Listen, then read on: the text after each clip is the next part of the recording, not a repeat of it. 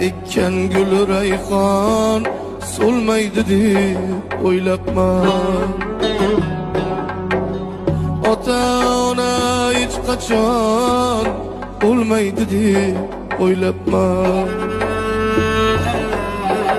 Ota ona ulug' zot, oyda yerda ko'kda yo'q. Bu dunyodan o'tar bo'lsa tosh haykaldan foyda yo'q. Bu dunyodan o'tar bo'lsa tosh haykaldan foyda yo'q.